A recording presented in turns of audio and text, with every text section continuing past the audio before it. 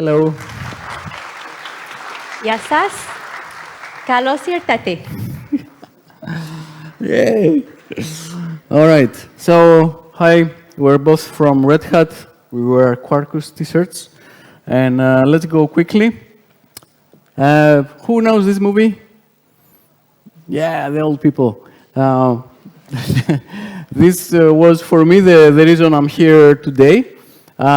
This movie is about this teenager that hacks into the computer of the Pentagon, and he's about to start a nuclear war thinking he's playing a simulation, but apparently it's not a simulation, and it's a great movie. And for me, it was really inspiring as a kid to see what you could do, with computers, and how intelligent computers were. So, it was the trigger to start playing with home computers, study, work, and all that stuff. So, but after 30 years, I realized that computers were not that smart, and it was actually pretty boring, like the AI space for the non-AI people like me.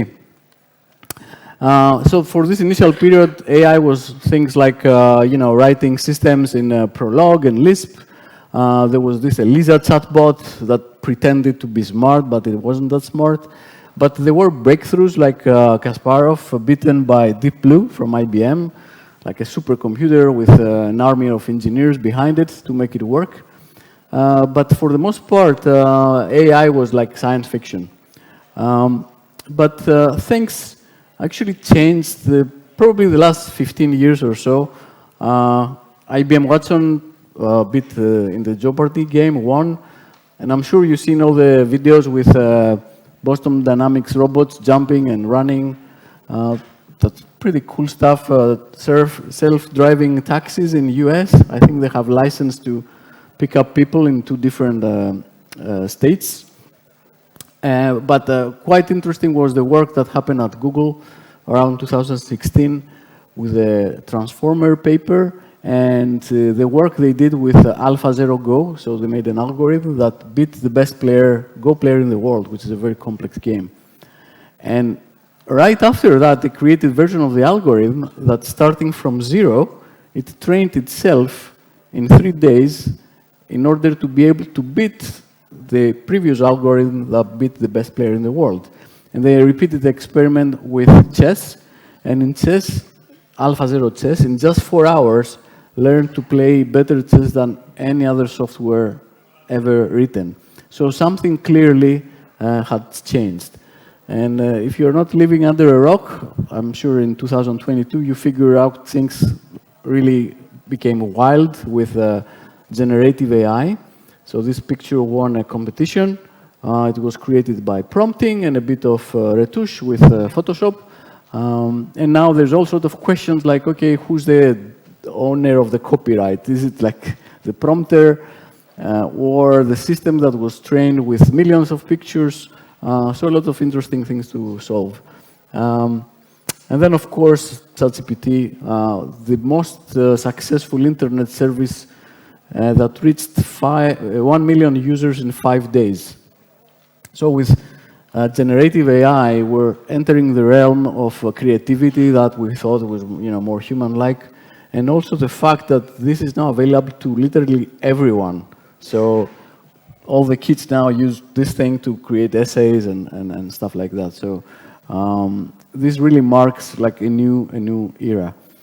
Very, very quickly, for those that don't know, I'll give you a very brief introduction, like the real basic concept. So on one hand, we have the foundation models, which is what the big companies will create, spending millions of dollars in infrastructure. And they basically create a very big neural network with billions of parameters, and they train it with a gazillion of data. So they feed it the internet. And this takes weeks to train and lots of money in order to be able to create something that is able to just do a completion. So you give it a string, and it can predict what the next word might be with some possibility. So let's say once upon A, probably the word time comes next. But the amazing thing is you just give it something and it can produce a book. So it's quite powerful, but not very useful. The usefulness comes like at the next stage, like the right side, at the point where you teach this model to become what you want to become. So when we're talking about chat assistance, you want something that can hold a conversation, so questions and answers, and then you have to feed it with a long corpus of curated questions and answers to be able to teach it that info as well as the behavior of answering stuff. Now, the first phase was unsupervised, so we didn't control, like, we didn't have to tag the information or anything like this, but the second phase is more manual and laborious, but it's faster. You need less hardware resources to do the fine-tuning.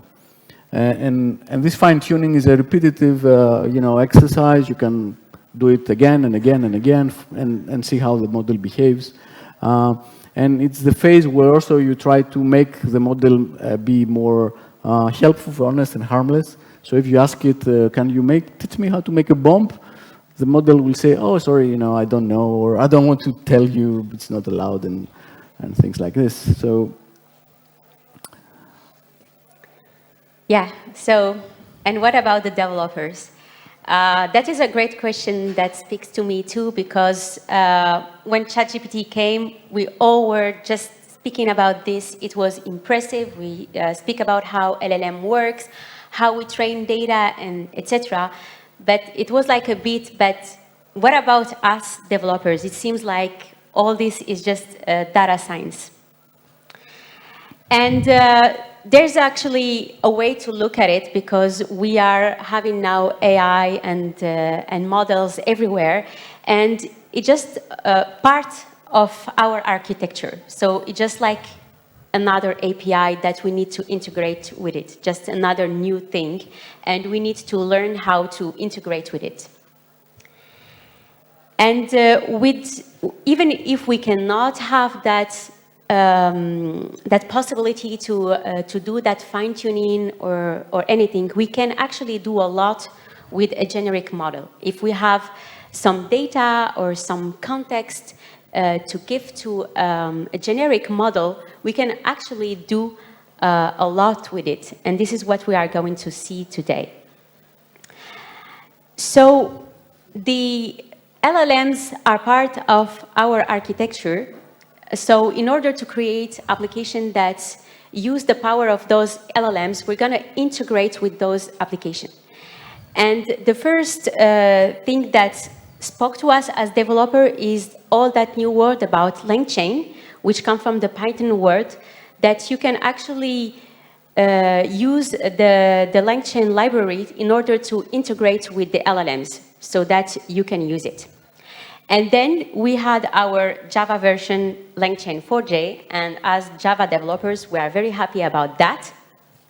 So Langchain4j is the Langchain version in Java, and it has actually lots of components. I'm not going to go in details about them, but of course there's the language model, so these are the LLMs that we are going to integrate with it.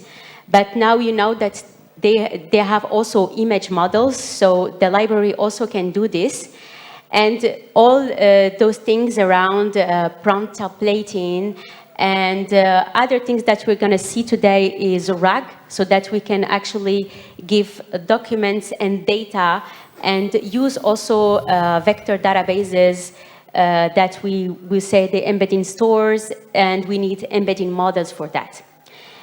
And in order to use many of those components, we have in Langchain4j the chains which come from the Python word.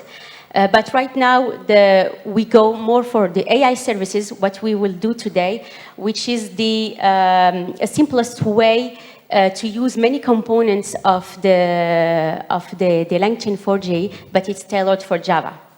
And we're going to see, I guess, also tools. Yeah. So LangChain, you can think of it like the hibernate of large language models. It can abstract the API you talk to and the model behind it.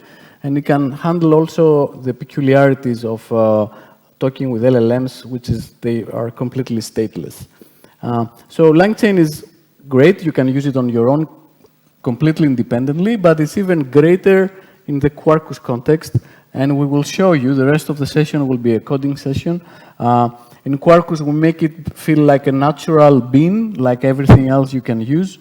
In Quarkus, we also have a developer mode that fits very nicely the workflow of coding applications with prompting, where you have to test things and see if they work, and you do this in a repeatable way.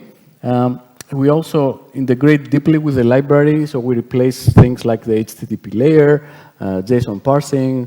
We plug in our own security, so you get like the enterprise level abilities of Quarkus, which includes also things like metrics, tracing, audit. All this works out of the box and for free, as well as the ability to just compile to a native executable. So if the demo gods are good, our demo should work together. So to start with Quarkus, I hope I have internet here. To start with Quarkus, you go to our website, and there's a nice button up there on the right that says Start Coding. So let's start coding.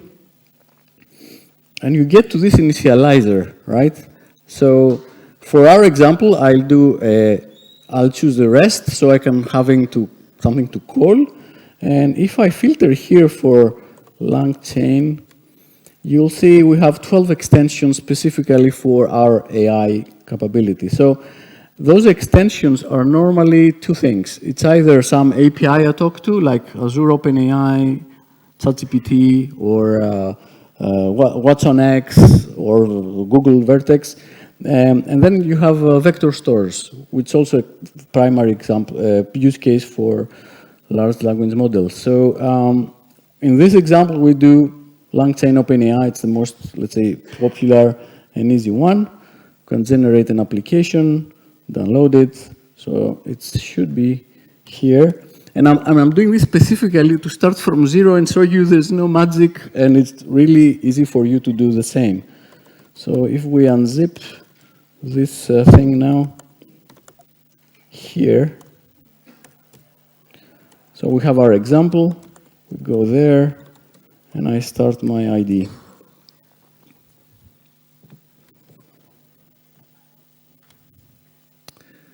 All right.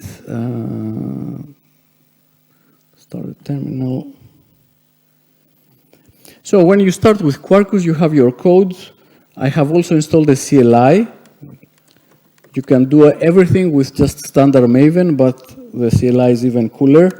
So you do a Quarkus dev, and this will compile the code and start the Quarkus in a special development mode.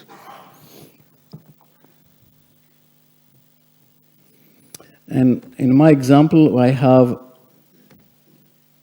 a resource that was generated by default. So this is my Hello World program that was generated.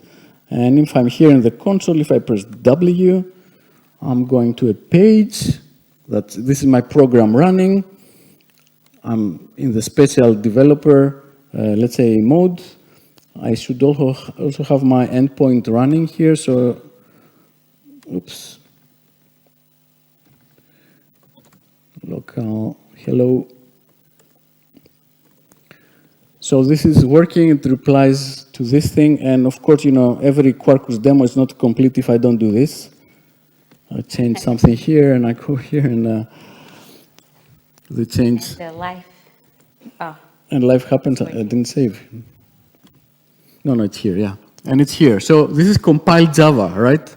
All right, so now let's look a bit into Dev UI. I don't know, Zineb, if you've seen this, but in our Dev UI, every component has their own, you know, small UI. So I'm using OpenAI, so I already have like a component here that's ready to be used because I have an OpenAI key in my environment. So in theory, I can start doing prompting right there.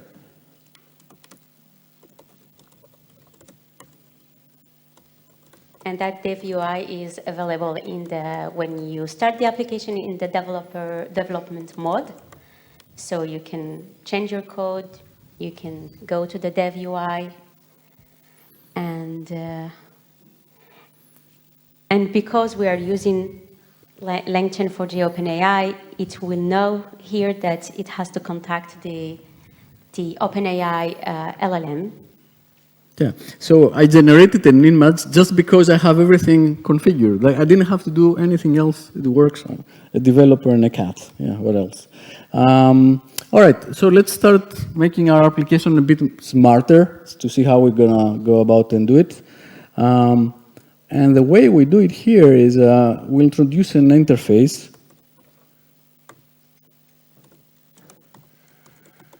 Which is the AI service from Langchain4j. And why we do it like this, I wonder?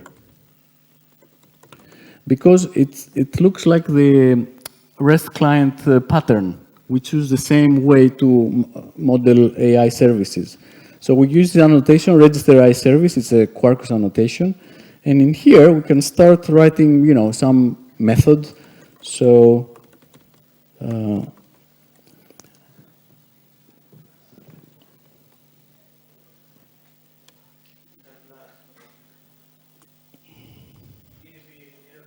Yeah, it's interface, yeah. Interface, yeah. Interface. It's good to have colleagues in the audience. I didn't even see it. So we will ask Quarkus to use LangChain to implement this method for me by using whatever model we have included in our program. So in this case, ChatGPT. And to do that, of course, we need to pass a prompt. So we do this with this annotation. Hello from Devoxx. And that's all I need to start making like a call to the model. And to show you this, I'm coming here. So like any other bean, you can inject it. I inject this bean here. And I can use it straight away. I don't know if it's big enough for you. Great. I think it's fine. Yeah? So you see this? So now if I call my endpoint again, I should get something different. Hello, can I assist you today? So this is ChatGPT replying, all right? So that shows you how easy to, just start talking to a model. And I could replace ChatGPT with something else, another model, by just switching to a different extension. Now, to make this more interesting, let's say in my service, I want it to be like configured. So I don't want like a fixed Devoxx string. I want to have a name here. So I can do it like so. So my prompt is essentially a template that can use parameters from the function. So string name, and I have to pass a name here. So if I say Zineb, and I go back. Hello, Zineb. How can I assist you today? How can I assist you? Show me more code. Okay. Right away. So let's make it more interesting. So we saw how we can pass a prompt and parameterized. How can I pass a system prompt? System prompt is the one that tells ChatGPT the role to assume. So we can do it with a system message. So just to re-explain the concept, actually we use the LLMs in application as an assistant, and in order to tell the LLM what they are supposed to do, we are using the system message to explain to the LLM what they are supposed to do, what is the context.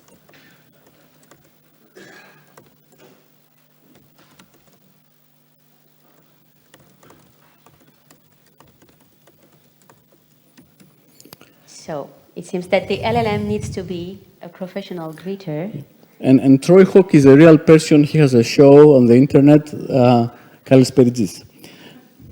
So if we ask again the model, we should come up with something more creative. So, greetings and salutations, Zineb. Welcome to the virtual realm where words and wisdom intertwine. Allow me, Troy Hawk from the Greeters Guild, to extend a word welcome to you. How can I see you find day? So I think that's convincing. And of course, every time you call it, you get something different. Okay?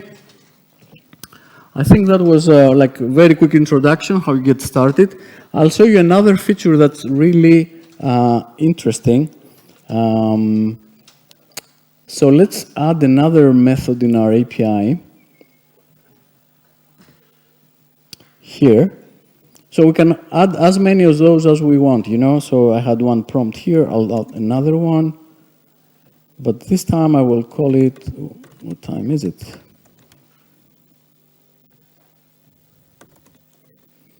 Basically, I want to ask the model, what's the current time? And to do that, I'll do something very quick and dirty here. Zineb, you can keep talking while I'm doing that, yes. Pass. So here you have another endpoint just to ask what is the time.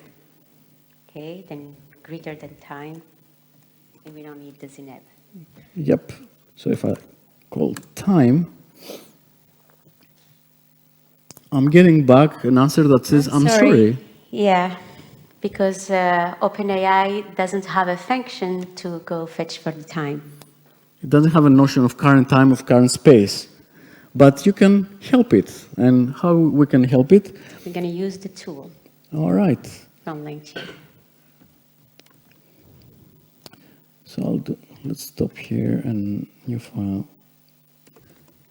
So this is like to show you the power of tool is that if you have like some existing application, existing code, that you can map into it smartly with an LLM to say, okay, in this case, I can maybe execute that existing code that is not AI that we have already written.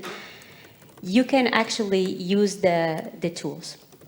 So, and this is available with LangChain.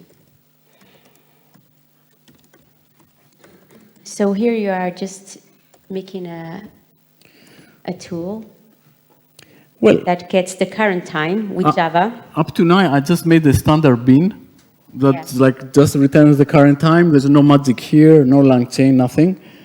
It starts becoming interesting when I put this annotation, tool. Yeah, sorry. No. Tool. Just tool. Tool, yeah. Yeah. Oh. Yep.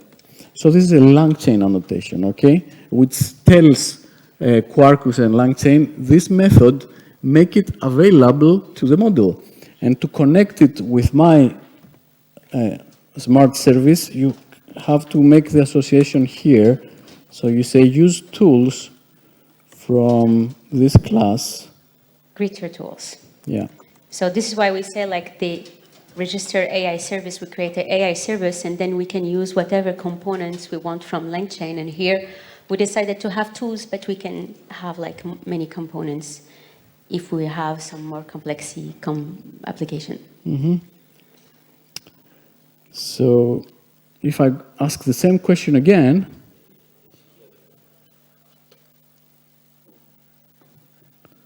it knows the time. Amazing, isn't it? It's magic. Yeah. So maybe you want to show the logs of how this works, or yes. So we can see the logs, how it works, and I'll show you some other nice feature here in my interface. I can, yeah, I should do this. Yeah. Huh.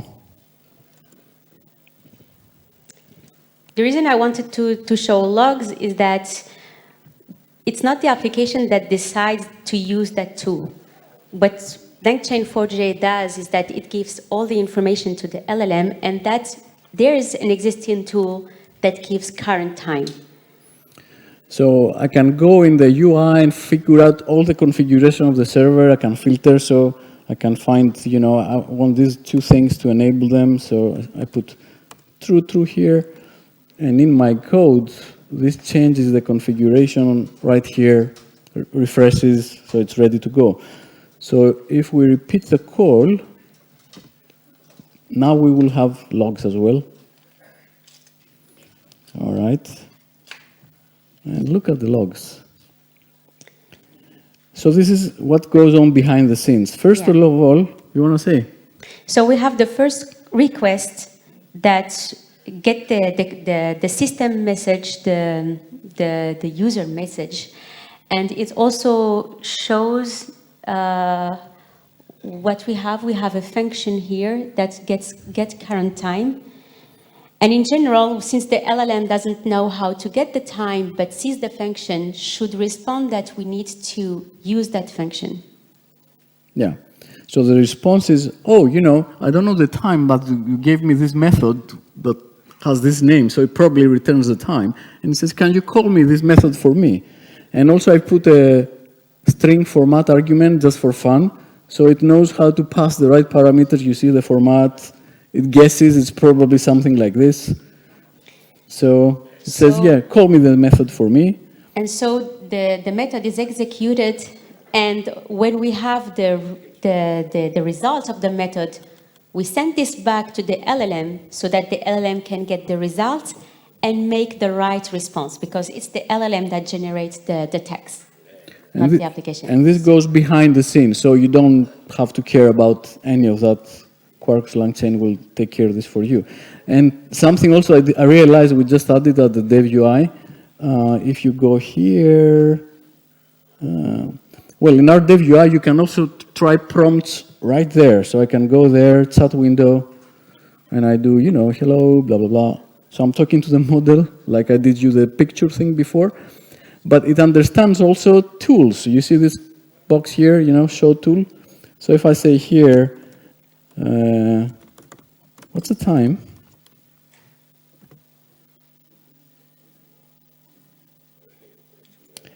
It shows you the time, yeah. But it's also shows you the tools interaction. It shows you what happened behind the scenes, you know? The thing asked me to, you know, execute the following method with this format, yeah. Those arguments. And we execute it for you, we return this value, and it gave us a response. Yeah, and this is very powerful to have this in the Dev UI, because as a developer, instead of looking at the long logs, you can just go here directly and see if the code that you've done in your AI service is working or not. You have here basically the information in a way that is more readable than reading the logs. And a hint for later, there's this checkbox, enable retrieval augmented generation. If RAG is enabled, it can also show you what goes on the wire when you're doing RAG. All right, so I'll stop my example here, this one. And I will load another one to show you the exact same thing, but not calling ChatGPT. I will call a model on this laptop here. So I'm using Ollama. Exact same example. Again, professional greeter, blah, blah, blah. So I'll do Quarkus dev to start the server. And here you can see also there's a small difference, which we will explain. In my method, I have this fallback annotation. This has nothing to do with AI, Quarkus LangChain. This is a standard microprofile annotation that says, if the method fails for whatever reason, call the fallback. And the fallback is here. It will just return a stock response. So you can imagine if the model is down or it's too slow to respond, you have a way to deal with the situation with, you know, without much hassle. So this is running. If I go... How the model is running? Did you use dev services or...? No, now I'm not using dev services. Okay. No, there's nothing. It's just Ollama running, listening in a port. You already have running, okay. And I have here, these are the logs of Ollama, just to show you so that something's going on in the background. It loads the model, it tries to run it, and it actually worked. So came back. You see, there's different. Now that's not ChatGPT, that's Llama 2 answering, which is not too bad, huh? It's not too bad, and it wasn't too slow. So I have to do again, 1, 2, 3, 4, 5 seconds almost to get a reply. So you don't have to pay, you know, Microsoft when you play with this stuff. You can try it on your laptop. And to continue like the discussion about fallbacks, to demo the fallback, what I will do is I will reduce the timeout very much. So I'll do it like 2 seconds. If I don't get a reply in 2 seconds, I want the fallback to get activated. So on to, yes. So the fallback got activated, and we shortcut the interaction with the model. Okay. That's interesting. In case the LLM does not respond, at least you don't have a crashing and error. How much time we have? Is the clock working? Yes, I think. Yeah, I don't know if it's still working. It's stuck in LLM land. Oh my God. I don't think we still have that. Guys, we still have 10 minutes. 10 minutes. Okay. All right. So I'll stop here, and we'll connect Zineb's laptop just to make it even funnier, to show you a more complicated example.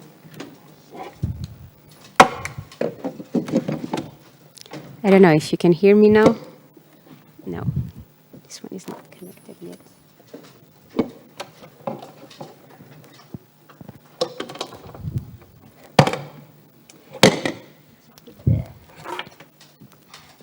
It's here. Yeah. No. There. It's from this side.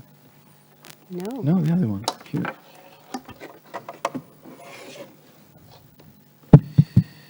Can you hear me?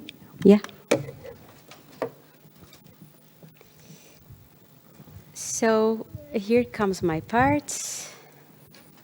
If you can see my screen. Yes. So for this example, I'm going to start the application so that you can see it. We're going to see the RAG, but a different version of RAG. So let me go to the app that has just started. So this is a movie thing. I don't know if it's big enough, but it's an application that will use actually a database. It's the top 100 movies from IMDb. And we can actually look for the type of movies in the database or the rating of those movies, for example. So we will have another AI service. Let's see if it's started or not. Of course, it got an error. Let's see why. Demo effect. I hope it was just the internet that wasn't working. Yeah. Yeah. Seems to be fine. Let's see here. Yeah. So it's working. And if I ask this question, for example, what are the comedy in the movies in the database, it tells me that I don't have any movies. And the reason why is that the database actually that has started like empty. I need actually to ingest some CSV files so that it goes fetch in the database. But before going there, just to know this is an example that doesn't get a vector database, but it's a SQL database. And you use the LLMs to take the question and to generate the SQL query. And then we query the database with that query. And then we get those information that we got from the database and send it back to the LLM to give us the response. So it's an example that you can use without vector databases, and it's actually not this one, this AI service. And here we have the RAG part, and here we have the instruction. So here we have a session, you can see this later, but we have the question. And this is the service that is used here. And for our content, for our augmenter, here we transform the query and we use a content retriever. And in our content retriever, here we use another AI service that creates that SQL query. And then when we get the information, we do execute that SQL query And that SQL query, because we are executing it in the rack part, it will be used as the additional information to get the response that we want from the customer. So there is like lots of going back and forth, and just to show you an example that is a bit more complex. And for the data ingestion, because I work on the Apache Camel extension, I've done this with Camel. So if you don't know Camel, it's actually a way of writing integration. Integration is like taking data from somewhere and put it in another way. So this application, when it uses the database, we have this entity class. So what I want is to get from a CSV file information and put them in the database. So for that, I use something, Camel, because we can write it in a way that it's very readable.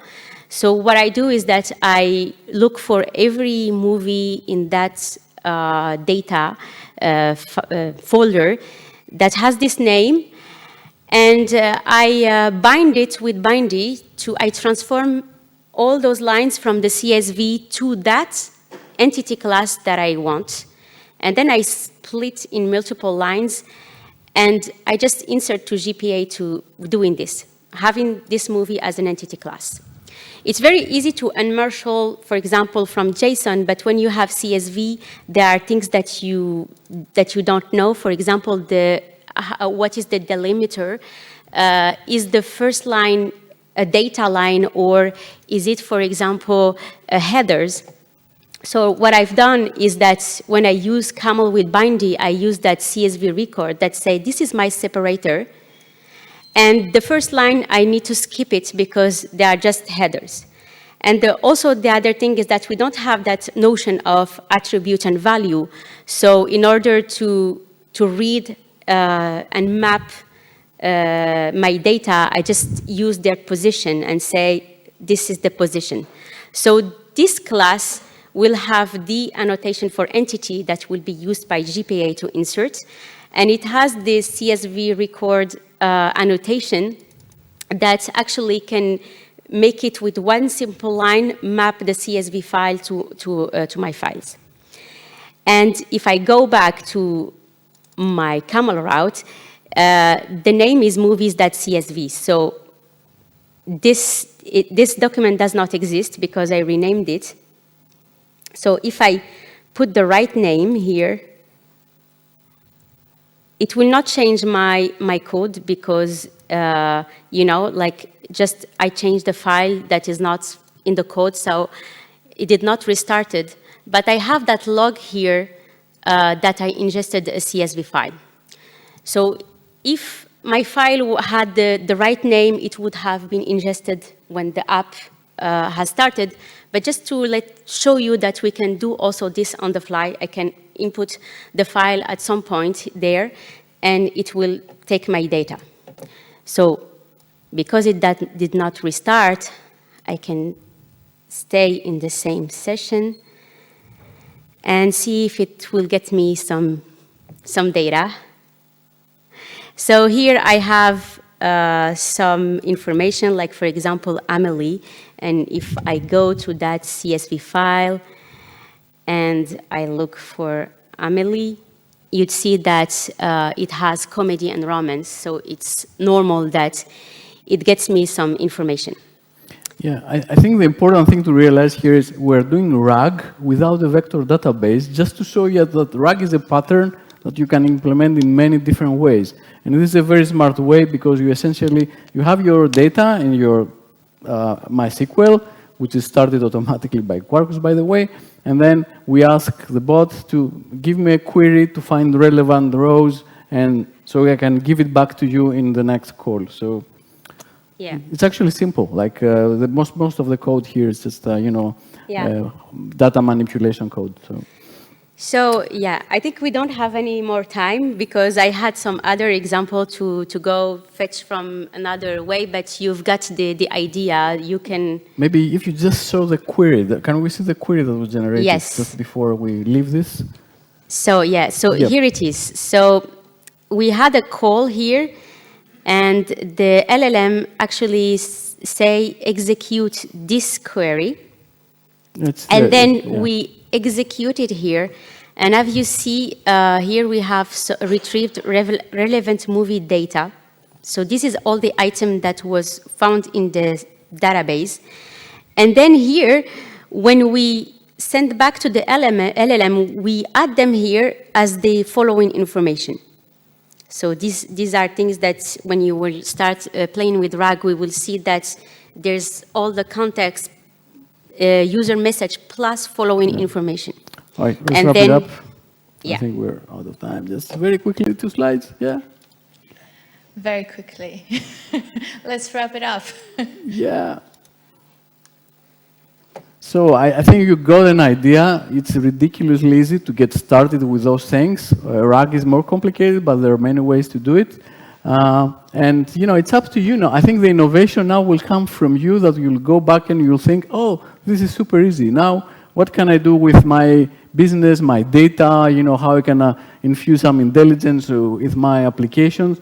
We have some examples here, whatever. We don't have time, but before you do that, So use your superpowers. no, just speak there. Use your superpowers to do good.